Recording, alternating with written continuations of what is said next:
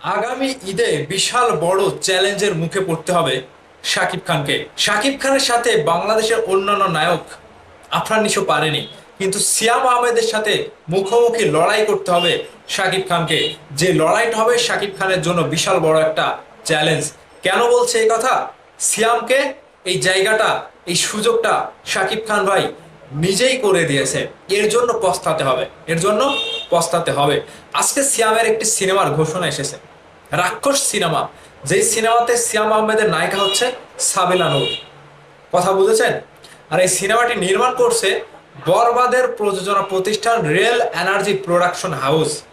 যেই মেহেদী হাসান হৃদয় শাকিব খানকে নিয়ে বরবাদের মতো সিনেমা উপহার দিতে পেরেছে, সেই বরবাদের পরিচালক সিয়াম আহমেদকে নিয়েও বড় ধামাকা যে দেবে না, এখানে কোনো ভুল নাই ভাই।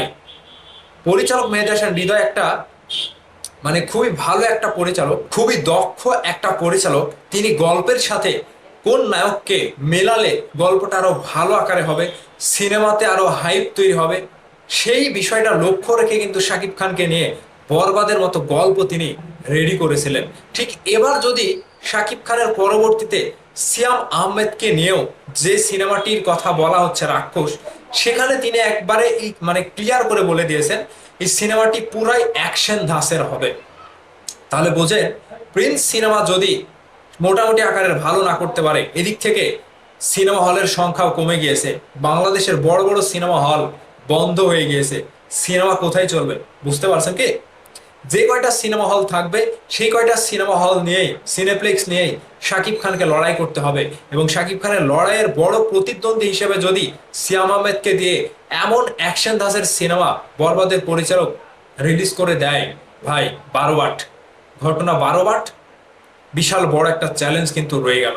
এখানে ভয় হচ্ছে শাকিব খানের সাথে আফরান নিশো পারেনি, অন্যান্য নায়করা পারেনি, আরিফিন শুভ পারেনি, বাংলাদেশে অনেক কয়টা নায়ক ছিল তারাও পারেনি, কিন্তু সিয়াম আহমেদের বেলাতে ঘটনা উল্টো। কারণটা আপনারা পেছনে রিসেন্ট একটি সিনেমাতে, শাকিব খানের সিনেমাতে সিয়াম আহমেদের যে এন্ট্রি দেখেছিলেন, এতটুকু এন্ট্রিতেই সিয়াম আহমেদ কিন্তু দর্শকের মন জয় করে নিয়েছিল। সেই সুযোগটা মেগাস্টার শাকিব খানই সিয়াম আহমেদকে দিয়েছে। এখানে কারো দোষ নাই, কারো দোষ নাই, শাকিব ভাই নিজেই সুযোগ দিয়েছে সেই সিনেমাতে আফরান নিশো এবং সিয়াম আহমেদকে এন্ট্রি দিয়ে। সেই সিয়াম আহমেদ রাক্ষসের মতো সেখানে ছিল। আর সেই সিয়াম আহমেদের ব্যক্তিগত একক নায়কের সিনেমা যদি রাক্ষস নিয়ে আসে বরবাদের পরিচালক কিংবা প্রযোজক, তার পেছনে এত টাকা লগ্নি করে সিয়াম আহমেদকে জাত অভিনেতার কাতারে কিন্তু ফেলে দেবে। এদেরকে করে বিশ্বাস নাই। বরবাদের পরিচালক বিশাল বড় একটা দক্ষতা, সেই দক্ষতা দিয়ে সিয়াম আহমেদকে এমন ভাবে প্রেজেন্ট করবে, দেখবেন দুইটা সিনেমার মুখোমুখি লড়াই হচ্ছে, শাকিব খান এবং সিয়ামের মুখোমুখি লড়াই। এই লড়াইয়ে কে জিতবে বলা যাচ্ছে না, বলা যাচ্ছে না। যতই মেগাস্টার শাকিব খান একক একক রাজত্ব করুক, যদি ফুলফিল অ্যাকশন সেইভাবে সিয়াম আহমেদকে ব্যবহার করে সিনেমা যদি তৈরি করতে পারে, ভাই বিপদ আছে, আমি বলে দিলাম বিপদ আছে। এদিক থেকে প্রিন্সের শুটিং শুরু হচ্ছে না, সোলজারের শুটিং শুরু হচ্ছে না, কি হচ্ছে আমি জানি না। আগামী ঈদে রাক্ষস নিয়ে সিয়াম আহমেদ, বরবাদের পরিচালক মেহেদী হাসান হৃদয় সিয়াম আহমেদকে নিয়ে কিন্তু রাক্ষস নিয়ে ঠিকই সিনেমা হলে ভাগ বসাবে এবং দর্শকদেরকে টানবে। তাহলে এই যে কয়েকটা সিনেমা হল রয়েছে, বড় বড় সিনেমা হল, যশোরে মনিহার সিনেপ্লেক্স বন্ধ হয়ে গেছে, বগুড়ার মধুবন বন্ধ হয়ে গিয়েছে, এখন যে কয়টা সিনেমা সিঙ্গেল স্ক্রিন আছে এগুলো দিয়ে যদি দর্শক শাকিব খান ভাই গল্পের দিক থেকে প্রিন্স দিয়ে যদি টানতে না পারে, তাহলে বিশাল বড় আকারের বিপদ হবে আগামী ঈদে। তো এই খেলাটা জমুক, আমরাও চাই খেলাটা জমুক, ইন্ডাস্ট্রি বড় হোক, ইন্ডাস্ট্রিতে সিনেমা আসুক, শাকিব খানের ধারের কাছে আরো একজন নায়ক এসে দাঁড়াক, ইন্ডাস্ট্রি রমরমা ব্যবসা করে দিক। শুধু ঈদ না, এই খেলাটা সারা বছর চাই, সারা বছর।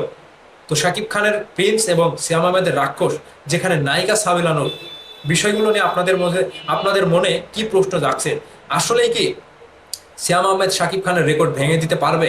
শাকিব খানের সাথে টেক্কা দিয়ে কতদূর কি করতে পারবে? আপনাদের মতামত ভিডিওর নিচে কমেন্ট করে জানাবেন। ধন্যবাদ সম্পূর্ণ ভিডিওটি দেখার জন্য।